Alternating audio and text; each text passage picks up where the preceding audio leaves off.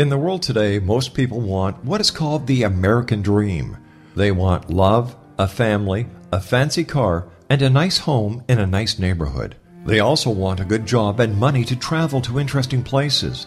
Life is great because they have the American dream. But what happens to this dream if they hear they have a devastating illness like lung cancer?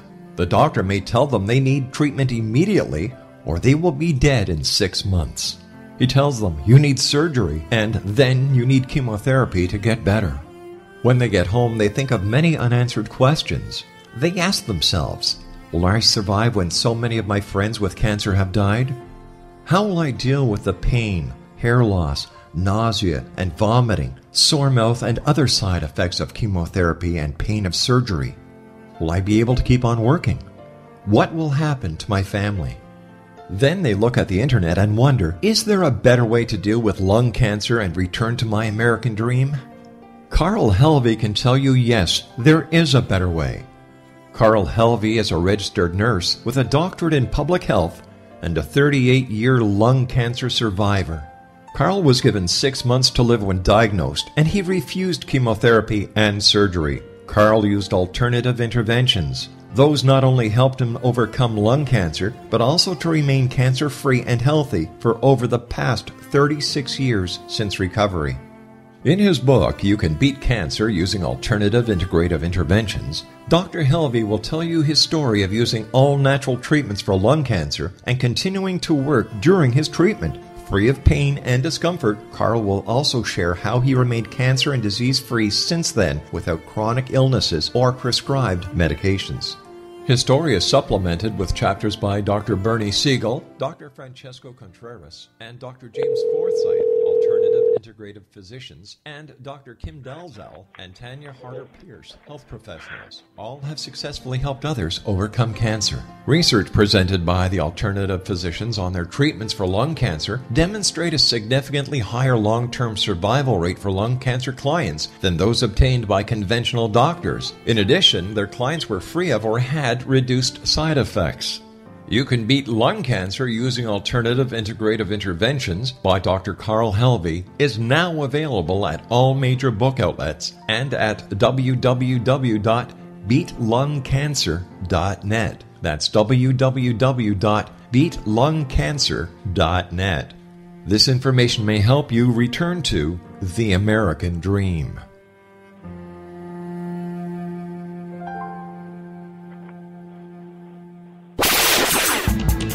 Ever wondered if your advertising dollar is really working for you? If your ad would have been here, you and more than 4 million people would be listening to it right now. Contact ads at xzoneradiotv.com.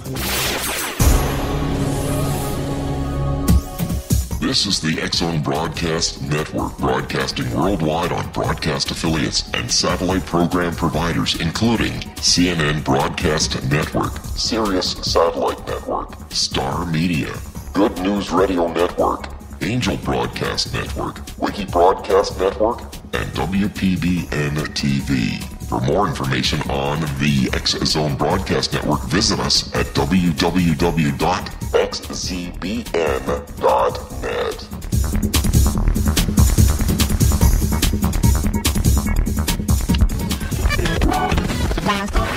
All Hit Radio.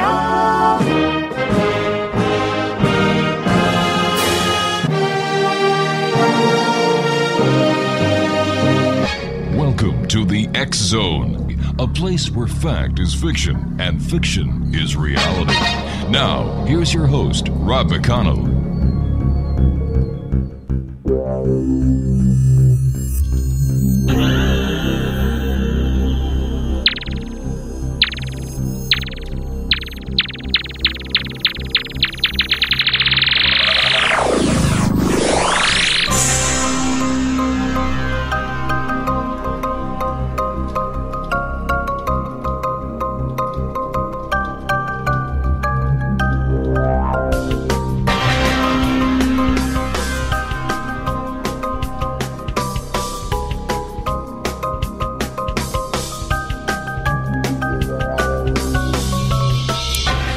Welcome back, everyone. This is the X Zone. I am Rob McConnell. We're coming to you around the world on the X Zone Broadcast Network. My guest this hour is a veteran space reporter and author, E.P. GRONDINE. He is also the author of Man and Impact in the Americas. That is available on Amazon.com. And E.P., welcome back to the show. Nice talking to you again, my friend. Yeah, absolutely, Rob. Hey, I understand that you've been having problems with people imitating you on the internet. Tell me about that. Yeah, it's really quite bizarre. They've been I gave an interview to a fellow from India, and he an exchange student, which is available via YouTube on the Giants of North America. Right. And then I got somebody calling himself History Channel HD saying E.P. GRONDINE talks about the giant mound builders of North America, and I'm not in the clip, and it isn't what I said. Okay. Yeah, so who said what? I said, essentially, I pass on Native American traditional histories. Mm-hmm. That's what I do, and these guys just put in all sorts of European nonsense, and it's really irritating. Then I get people asking me, what did you say that? And I didn't. Mm-hmm. You know, it's... Wow. Yeah, it's really difficult, you know, particularly working with a obscure topic like the Giants of North America. Yeah, well, I can understand. I can understand how you must feel. Has there been any correspondence between you and the person who did the interview, or who holds the YouTube account that this bogus interview is on? And why doesn't YouTube just pull it down? I wrote to Google to try and get these guys called History Channel HD to take down the this purported interview with me, which I didn't do. And so far, I haven't heard any response from Google. So, why do you think they did this? Essentially, they're trying to promote their nonsense and obscure mine. There's two reasons. Yeah, but why you? A lot. Rob, are you getting an echo? No, I'm not. Getting like little clips here. No, your signal's coming down here nice and strong. Okay, great. They essentially, there's a lot of misunderstanding of the Giants of North America. Essentially, they're Andast, and they're quite well known and remembered by the native peoples. On the other hand, these guys are usually incorporated into some kind of European religious system as being Nephilim-related. Right. And it's just, it has nothing to do with the Nephilim. You know, they're the Andas, and they were really nasty guys. Nobody liked them. Everybody fought them. And really? Yeah. It's quite an industry, you know, creating fake Native American history and fake Native American religion. But wasn't a lot this... of people... I'm sorry, I didn't mean to talk over you there, Ed. But wasn't this this interview originally done from someone in India? Yeah, I gave an interview to a guy from foreign exchange student who's in Pittsburgh. He's an Indian foreign exchange student. It does phenomenal travel videos, and that's the interview that I gave. And then I had these guys on that call themselves History Channel HD, pretending that they had the interview and pretending that I participated in their project, etc. Wow. And it's just something, huh? It's crazy. It truly is crazy. So besides getting these bogus interviews, what have you been up to lately? Well, been out here in Ohio with my co-author and colleague Fletcher Wilson exploring Adena and sites here in Ohio and making good progress with that. We've also been working on the Holocene Star Impact event, which is fairly interesting. We'll get into that in a bit, I guess. Yeah, sure.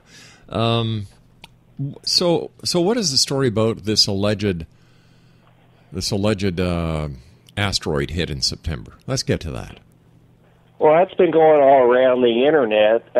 There was a Christian fundamentalist who interpreted the Book of Revelations in terms of an impact event, either asteroid or comet, and guessed that one of his followers called it specifically for September and started to spread the rumor that something was going to hit in September.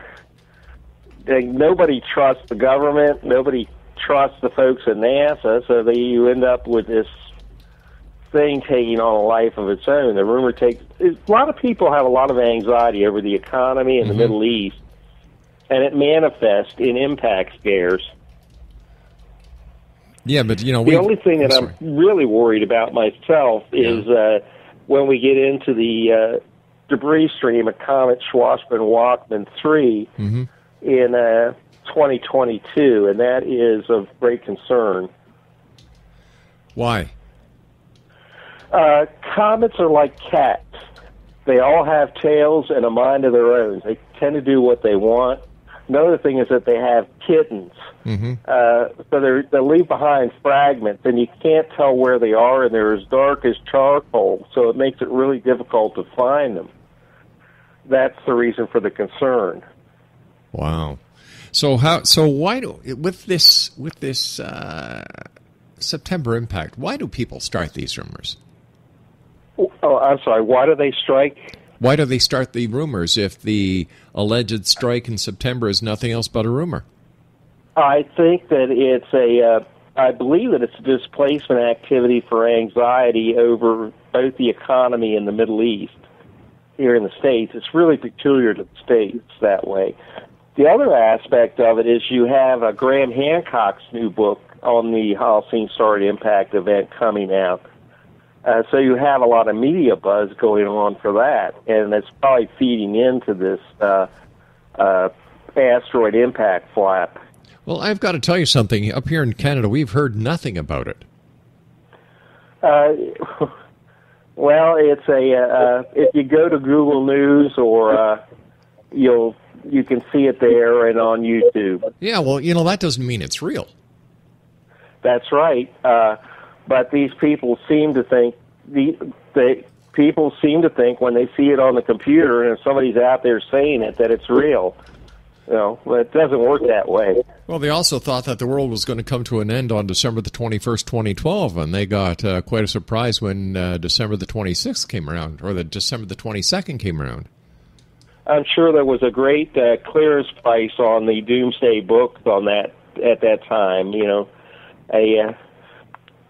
We went through that flap, but that was a huge one. People that don't know Mayan astronomy, don't know the Mayan calendar system, or present themselves as being authorities on both, and if they're good enough, they can persuade the gullible. But they all made the money and went to the bank, and they don't really care whether anything happens or not. Yeah, I'm sorry, I just don't buy into any of these doom and gloom predictions, because it seems that throughout history they've all been wrong. So how does anyone with a brain on in their head that sits on their shoulders, how can anyone take these seriously unless they come from a credible source? I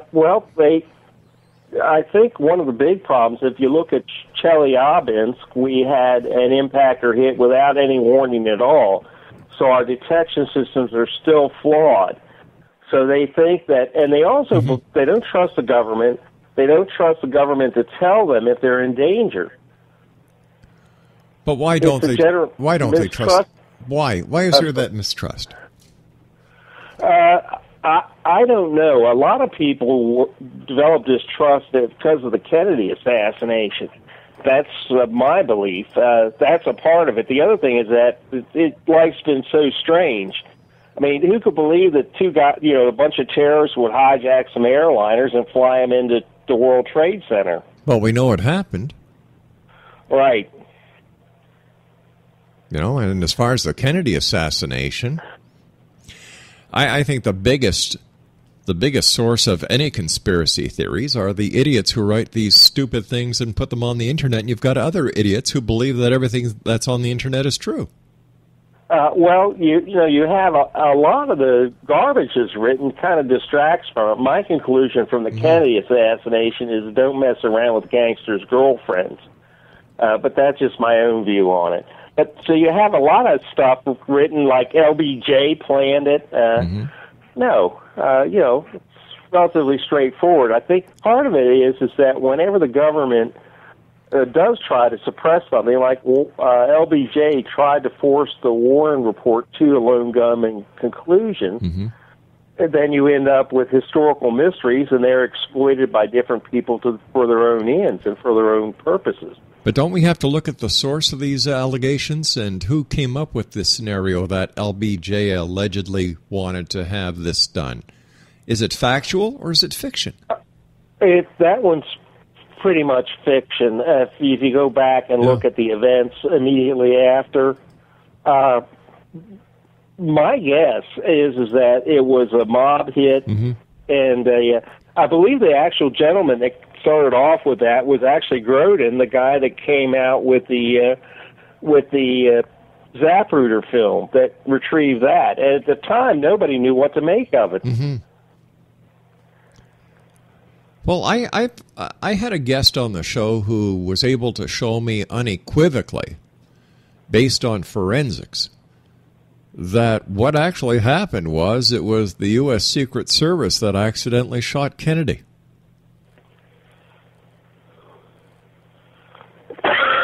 No, that would have been straightforward. Everything was hidden.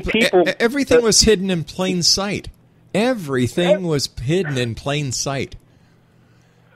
I tend to go with the explosive bullet theory myself, but that's just me. I left it back after the Zapruder film came out. There were congressional hearings on the Kennedy assassination, and the mafia guys involved both ended up dead. And I tend to think that the Kennedy family resolved the problem at that point. Why do you think so many years later people are still involved in this? Give it a rest. It's what? How many years ago? 50 years? 50 years plus? Well, yeah. You can imagine the implications for this for our own history, and if it was proved out, absolutely. But also, what a difference Kennedy continuing in office would have made in all of our lives. Oh, I agree. I want to mention something else here. If you look at the Lincoln assassination, it took 100 years before they found Booth's involvement with the Confederate Secret Service and the assassination attempt on Jefferson Davis. That information didn't come out till 100 years after Lincoln's assassination. So are you saying that given time, the truth will come out? Probably. I believe actually that it was probably satisfied with the assassination of Giancana and Sammy Roselli. That's my guess on it, but that's just a guess. Now, I'd just like to do a little bit of backstepping here, talking about Graham Hancock's new book. What will the significance of Graham Hancock's new book be? Because I understand it's got something to do with the impact that ended the last age. He's been looking at sunken civilizations, and he suddenly tied the sinking of these civilizations, the rise in global sea level, to a impact event. He has his hypothesis, and then the folks I deal with, which are the other 50 to 60 folks that he mentions, the actual impact specialists, we have our views. What is his background? And why is this so important? Do we need to know this? Does this actually, is his hypothesis, is it recognized by the scientific or archaeological societies, or is this just another person coming up with another theory? Well, Graham Hancock, what he's done is the data is kind of forced into the conclusion that to look at the simultaneous sinking of these civilizations. Graham Hancock stumbled into Theosophist cult archaeology back with his first book, Fingerprints of the Gods, I think it was. And so now he's putting out Magicians of the Gods. Another part of this is that with the Theosophist cult archaeology is that he's going to have 7 spiritual leaders out surviving this and teaching all of mankind how to act and various other nonsense. Sounds like I'm not a spiritual guy. Yeah. I just deal with impact events. Sounds like a bunch of hooey to me. Well, he'll sell a lot of books because civilizations did sink. I mean, we do have underwater submerged remains off the coast of India and Southeast Asia where they were drowned in the rise in sea level following the Holocene Start impact event. Okay, I'm just getting some information from my producer. Let me see. Graham Hancock is a British writer and journalist. Hancock specializes in unconventional theories involving ancient civilizations, stone monuments or megaliths, altered states of consciousness, ancient myths, and astrological data from the past. One of the main themes running through many of his books is poisted global connection with a mother culture from which he believes all ancient historical civilizations sprang. His work has been rejected by scientists and archaeologists. So who would take him serious then? Many millions of readers and many millions of television viewers. It's always entertaining. It may not be informative, but it's always entertaining. The other thing is that there's a whole spiritual vacuum that these guys fill with their theosophist nonsense. Yeah, but he also advocates the use of hallucinogenic drugs. Very much so. He was out there for a bit advocating the widespread experimentation with ayahuasca, and this stuff is very potent. Yeah. And it's really questionable behavior. Extremely questionable behavior. It certainly is. I'm not going to pay any attention to this. It's another example of there's so many ninnies in the world that they'll read anything. Whatever happened to people being responsible for themselves, EP? Like, if you make a mistake, you say, you know what, I screwed up. I made a mistake. If you don't know something, you just say, you know what, I really don't know, instead of making up all the BS that's out there. Well, nobody calls anybody on this stuff. Nobody holds them responsible.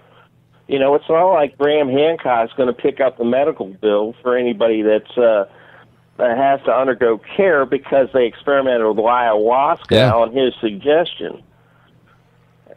That is. There is no responsibility. That's sad in today's society, isn't it? Very much so. It seems that as long as you can write a book, make money, who needs to care about anything else? That's pretty much it. That's pretty much the way they operate. They really don't care about the effect on society or their reader. If it makes them a buck, that's good for them. Well, we'll have to see what happens with Graham Hancock and his latest book. Maybe I'll get him on the show and kind of put his feet to the fire to find out what the truth is. That'd be a good plan, actually, on the ayahuasca experiment, and urging people to experiment with that. Somebody does need to call him on that. Well, I think, Craig, do you want to do that right now? Can you try and get a hold of Graham Hancock and get him on the show so we can discuss this? Thanks, Craig. Okay, Craig's going to do that. We won't be able to get him tonight, needless to say, but we're going to get him on in the near future. Listen, hey, I've got to tell you something. In the past, I've been very negative on NASA.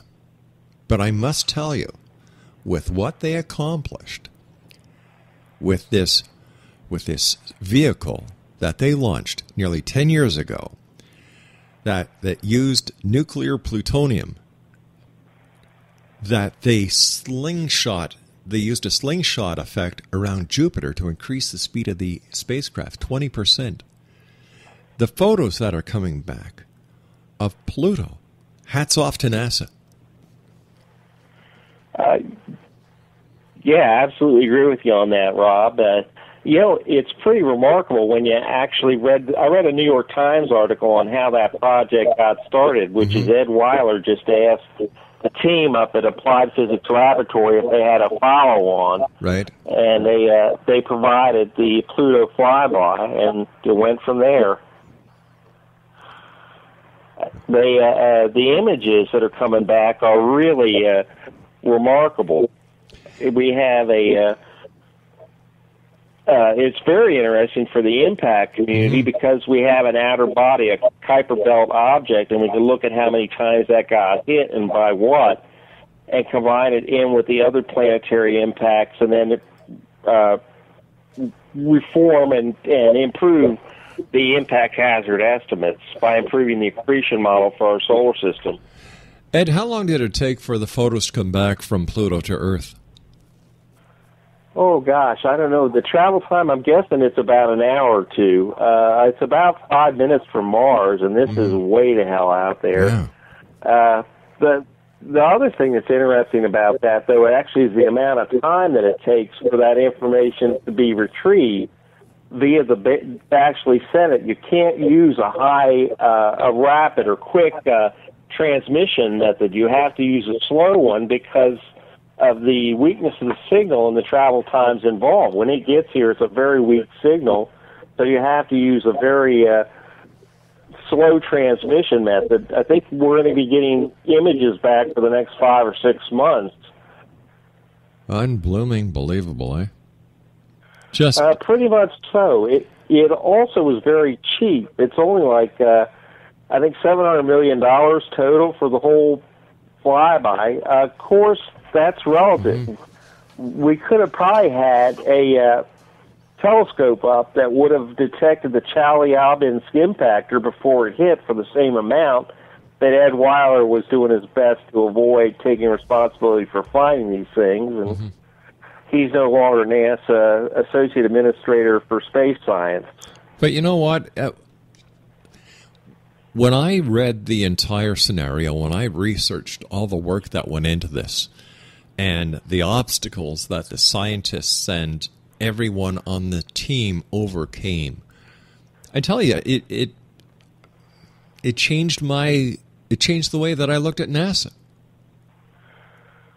It gave you an insight into spacecraft designers. Exactly. Of course, I've dealt with them for years, so that's well known. It is called rocket science for a reason, and it is very hard. On the other hand, there are some techniques that are pretty well established, and these guys used very good engineering. The one that I liked was the first lander on Mars with Pathfinder, and that was an interesting story as well. What's the story behind the story? Why did we have to go to Pluto? What was the mission? They just wanted to take a look at Pluto. I think when you really get down to it, Ed Weiler was a cosmologist. They were interested in solar system accretion, the accretion of the planets, and Pluto was out there, and the last time that they'd flown by was with Voyager, and so he thought it'd be a good idea to spend $700 million. But the important parts of this are that it went to APL, which is Barbara Mikulski's district, and it used a small rocket to launch. And so he wanted both that. He wanted a probe from Applied Physics Laboratory, and he wanted to use a small launcher. And that pretty much set the priority. As I mentioned earlier, we could have had an infrared telescope in orbit, which would have detected the Chelyabinsk impactor well before it hit. But we didn't, and that's Ed Weiler's decision as well. Do you think that with the recent discovery of the 4 moons that are orbiting Pluto, and the fact that there has been so much attention drawn back to Pluto, that Pluto will be reclassified as a planet? No, because there's other bodies out there that are the same size as Pluto. So it's it had been proposed to have a class of planets called Plutinos, but the name is taken. So they couldn't do that. Right. But near Kuiper Belt objects, Pluto is definitely type for that class. Listen, Pluto was a planet for so long, up until just a couple of years ago. What would be the harm in making Pluto a planet again? Because so many kids, when they went to school, Pluto was a planet of the solar system. Like we don't have another 168 planets besides Pluto. If you call Pluto a planet, you end up with another 168. Okay. Our telescopes have improved, and we realize that there's more large Kuiper Belt objects. Right. I'm in favor of actually calling the entire class Plutoids or Plutinos, but I wasn't elected president of the Minor Planet Advisory Committee of the International Astronomical Union. Well, there are a number of, I understand there's a number of scientists that are really ticked off that Pluto was actually deplanetized by the astronomers and not planetary scientists, that this was a decision that the astronomers took on their own. Yep, it's pretty much so. I mean, it is what it is, though, and like I say, I failed in my election campaign for president of the Minor Planets Committee of the International Astronomical Union. Right. It turns out you actually have to be an astronomer, and I can walk when I'm sober. I'm pretty blind, so. Wow. China seems to be rather busy these days. What are they up to? Well, the space policy and their space program is undergoing a careful review right now. They had been thinking about building a rocket the size of the U.S. Space Launch System, the SLS, but I think that's been put on the back burner, and they're looking at reusability at this point for the next 5-year plan. What they'll do after that is likely to set up a manned moon base. Why would they want to do that? Because you can run the best detection system for impactors possible on the moon. The astronomy that you can do from there is in non-optical wavelengths is phenomenal. Might it have anything to do with helium-3? Well, I don't know. That's actually how useful will helium-3 be in fusion reactors, and what's the delivery cost? I think there's another aspect of this, though, which is precious metals from asteroids. If you're going to mine an asteroid, it's easier to collide it with the moon and then mine it there rather than trying to mine it in free space. Yeah, you know what? I can understand that. It makes a lot of sense. Yeah, you'll see a lot now with Musk in that regards. Of course, he's got problems with his launch system, which we had that SpaceX failure, and he's got to sort that out. But there's no question that he's in the lead. But his rocket in cost, but his rocket lacks reliability still. Exonation, my guest this hour is a good friend of the Exxon. E.P. Grondine is his name. He is the author of a very interesting book, of which he was kind enough to send me many years ago. The book is entitled Man and Impact in the Americas. It is still available through Amazon.com. He's a veteran space reporter and author. And EP, it's always great having you on. It's been such a long time since you were on. Any new books for you in the offing? I just do pamphlets now, mainly on local sites for and individual peoples. That's my current writing. I really don't write like I used to, but we also have a new crater up in Alberta, which is called the Kiskoti impact structure. It was actually the first impact of the fragments of Comet Giacobini-Zimmer. And so I'm probably going to be sticking together all the Native American memories of those impact events into an e-book. Now, what do we know about this crater in Alberta? Well, it was identified by a cell telephone tower engineer, and he was looking for local elevations, and he spotted this circular structure that's 50 to 100 feet taller than the surrounding landscape. And the way that it was formed is that 3 to 4 miles of ice was blown off the glaciers that covered Canada at that time, and then the land underneath of it rebounded. We can see the meltwaters flowing out from Canada this is about 15,000 years ago, so about 13,000 BC. And it's up to the Canadian geologists now and the Canadian impact scientists. Interesting.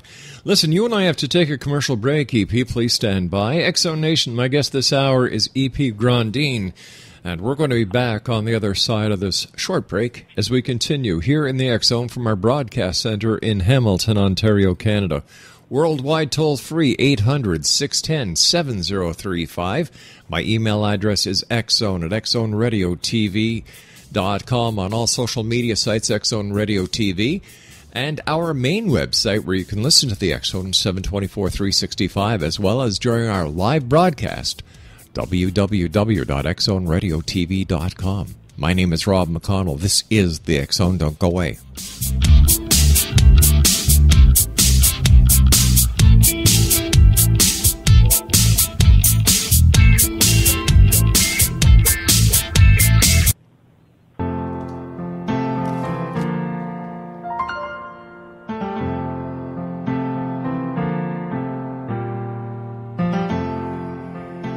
In the world today, most people want what is called the American dream.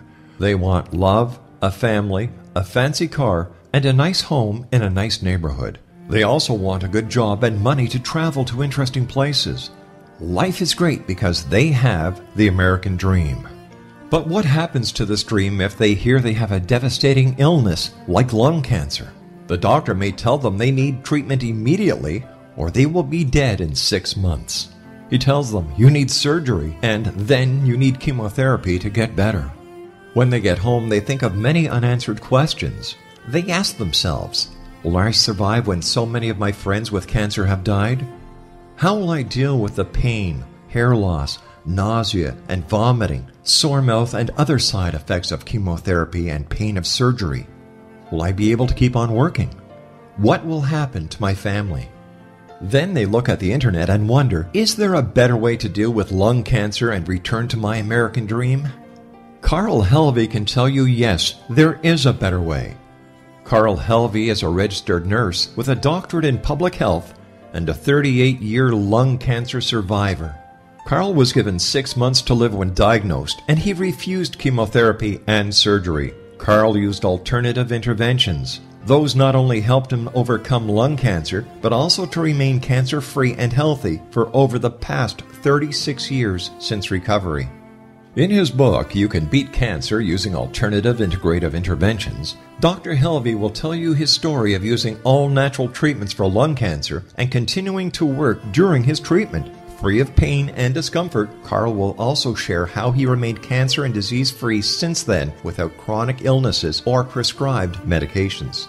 His story is supplemented with chapters by Dr. Bernie Siegel, Dr. Francesco Contreras, and Dr. James Forsyth, alternative integrative physicians, and Dr. Kim Dalzell and Tanya Harder-Pierce, health professionals. All have successfully helped others overcome cancer. Research presented by the alternative physicians on their treatments for lung cancer demonstrate a significantly higher long-term survival rate for lung cancer clients than those obtained by conventional doctors. In addition, their clients were free of or had reduced side effects. You Can Beat Lung Cancer Using Alternative Integrative Interventions by Dr. Carl Helvey is now available at all major book outlets and at www.beatlungcancer.net. That's www.beatlungcancer.net. This information may help you return to the American dream.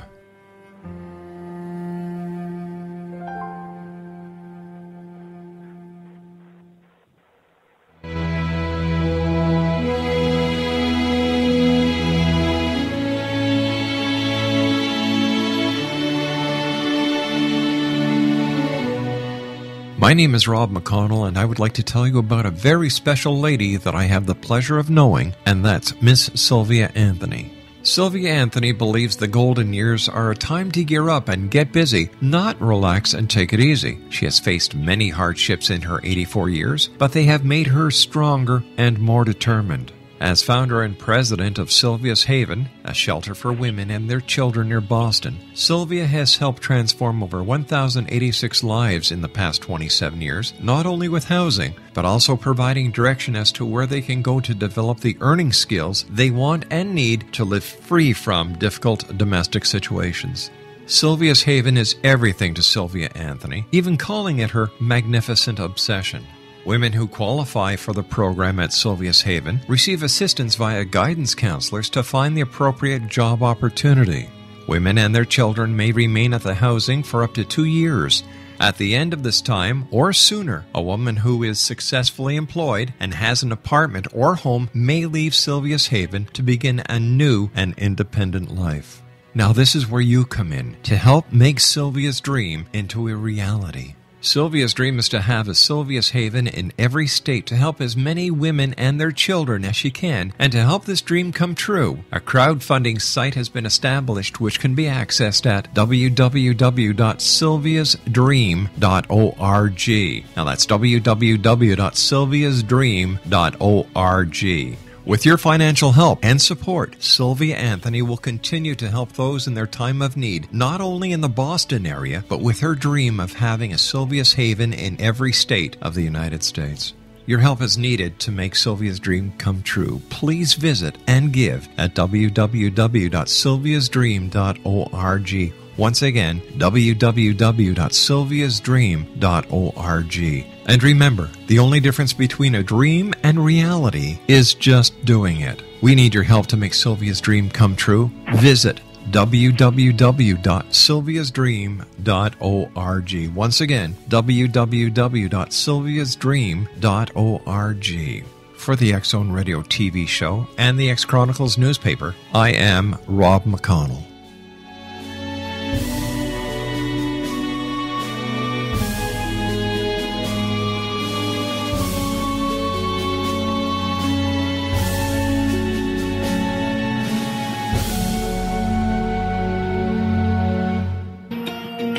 Wouldn't you love to know the secret to everything? Well then, meet Dr. Kimberly McGeorge and her cutting-edge breakthrough knowledge that combines science with possibility.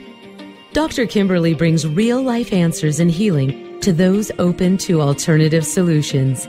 She teaches solution-based programs and classes that will change all areas of your life forever. Specializing in conscious creation, intuitive readings, and energy medicine, you can rapidly shift health, relationships, business, and money and abundance challenges quickly. Receive her best-selling book, Secret to Everything, at no cost by going to secrettoeverything.com/X-Zone. That's right, transformation can start now. Just go to secrettoeverything.com/X-Zone and receive Dr. Kimberly's book for free.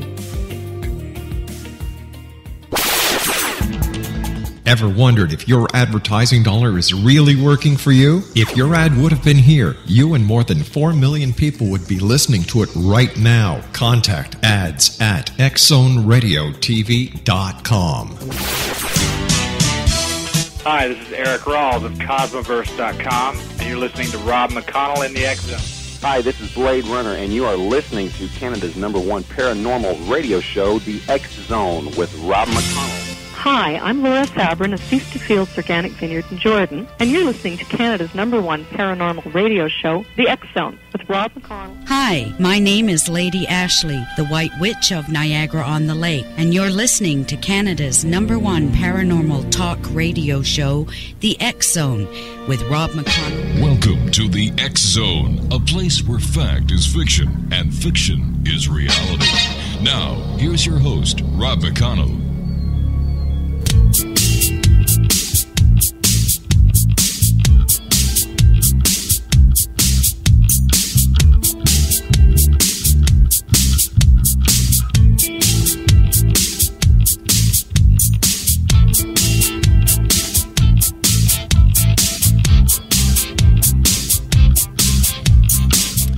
Welcome back, everyone. Ed Grondine is my special guest this hour. He is the author of Man and Impact in the Americas. It's available through Amazon. And he is also a veteran space reporter and author. By the way, you must have seen a lot of changes over the years covering the space program. Oh, huge number of changes. I mean, when I started in on this, it was under Reagan in 1985-86, and there was absolutely no communication with the Soviet Union, which still existed then. So it's changed a whole lot. We also have China entering in now into manned space community and taking a prominent place in the space community as a whole. So it's absolutely changed a whole lot. Now, I'd like to play a clip for you that was in the news recently, and I'd like to get your opinion, okay? Okay. All right. Craig, play the clip. It's time to commit to finding the answer to search for life beyond Earth. The breakthrough initiatives are making that commitment. We are alive, we are intelligent, we must know. The scope of our search will be unprecedented. 1 million nearby stars, the galactic center, the entire plane of the Milky Way, and 100 nearby galaxies. We believe that life arose spontaneously on Earth. So in an infinite universe, there must be other occurrences of life. Somewhere in the cosmos, perhaps, intelligent life may be watching these lights of ours, aware of what they mean. Or do our lights wander a lifeless cosmos? And as you know, that was Stephen Hawking talking about his launching a $135 million search for aliens. As a veteran space reporter and author, what's your take on what Stephen is trying to do? Well, the important part of that is that they noticed that the NASA search for extraterrestrial intelligence was shut down by congressional mandate in the I'm thinking was it in the mid '80s, and so it went into private hands at that point. Right. We have the SETI Institute here in the United States, and that's backed by Paul Allen. I've often thought that they're trying to get broadcasting rights. Can you imagine the ratings for an extraterrestrial television show? If you had that would knock everything else off the air. I mean, Hollywood could hang it up if they could grab free programming from another solar system. It would be pretty much over. But you know, the Russian guy here, it's very interesting. Though it's $135 million, and they're using some large telescopes. Go on, sir. Rob, you still there? Yeah, I'm still here. I'm listening to you.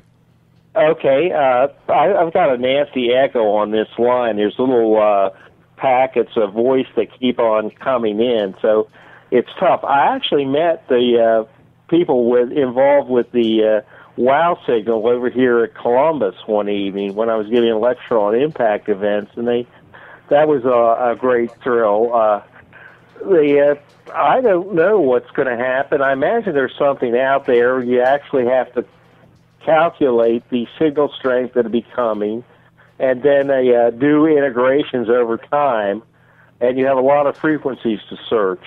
How it's going to work and how well it's being done, I can't really say. It's $135 million.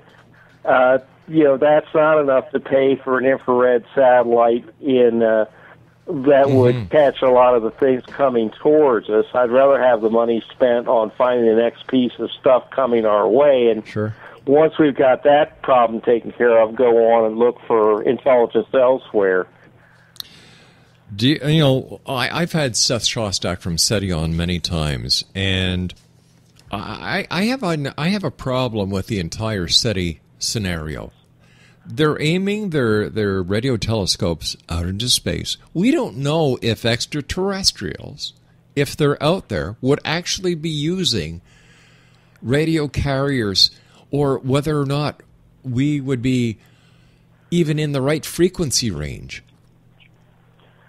Absolutely. The other thing you have is the compression of signal. Exactly. We used to use on our space systems to geosynchronous satellites to just carry the regular television signal with a nice sync signal on it, which you could pick up. And of course now everything is compressed.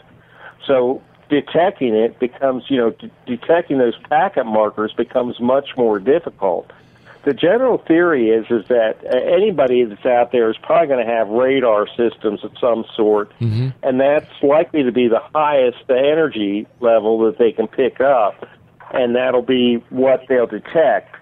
But the question is are they going to be using radar signals in the same frequencies we do or not? Exactly, and like I once asked Seth when he was on the show, I said, well, what happens if the extraterrestrials, I said, basically what science is doing at this time is they are using the hypothesis that extraterrestrials would be carbon-based units, that they would apply to the same law of physics that we do.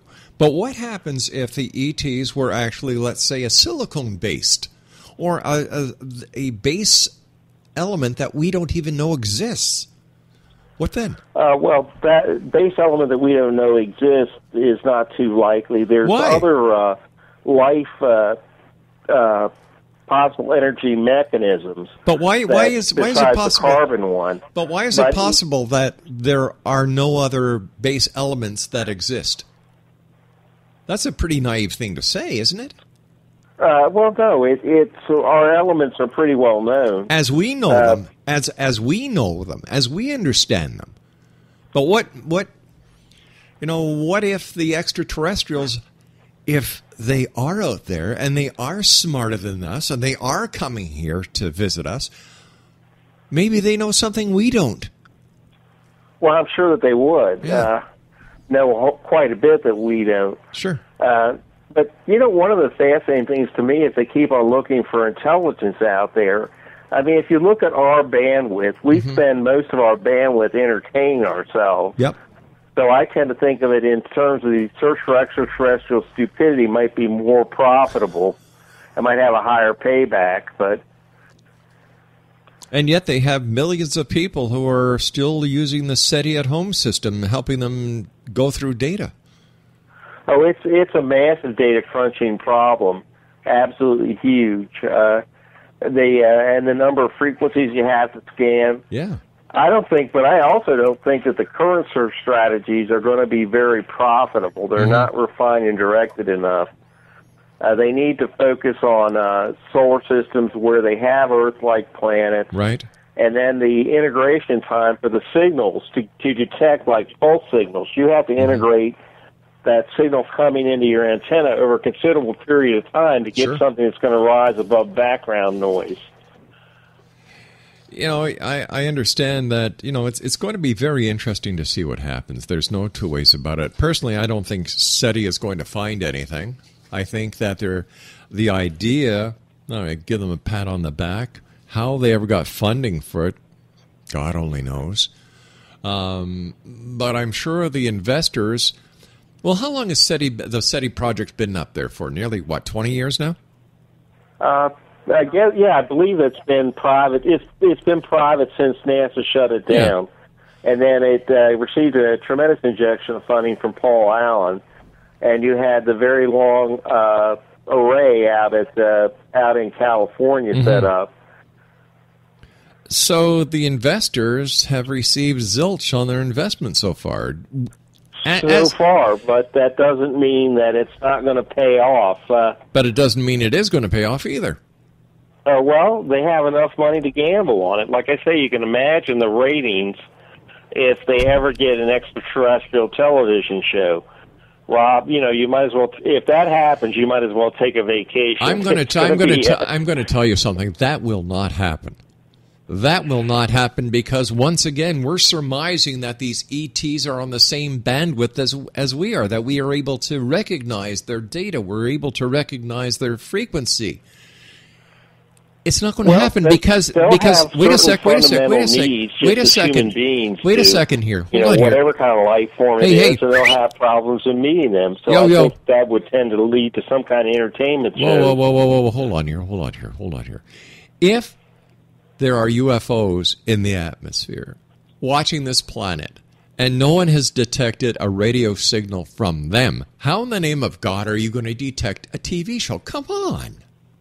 Well, if you detect intelligence, say a radar sweep, and then you increase the size of your antenna field, increase your computational power, then that'll probably be how it'll go about. How they may, if there's something, how it'll probably happen someday. It's just a question of when. Not in our lifetime. One never knows. No, I'm sorry. I don't think that SETI is looking in the right angle. I don't think they've got a leg to stand on. I think they have too much money. And they have a bunch of scientists who have nothing better to do with their time, and what a way to earn your money. Hey, Ed, we've got to say so long for tonight. I want to thank you so much for joining us. Exo Nation, Ed Grondine was our guest this hour. He doesn't have a website, but if you'd like to find out more information about him, he has a book on Amazon entitled Man and Impact in the Americas. Wow. Sorry, SETI, you don't get my vote. I'll be back on the other side of this break as we continue here in the X Zone from our broadcast center in Hamilton, Ontario, Canada. Don't go away.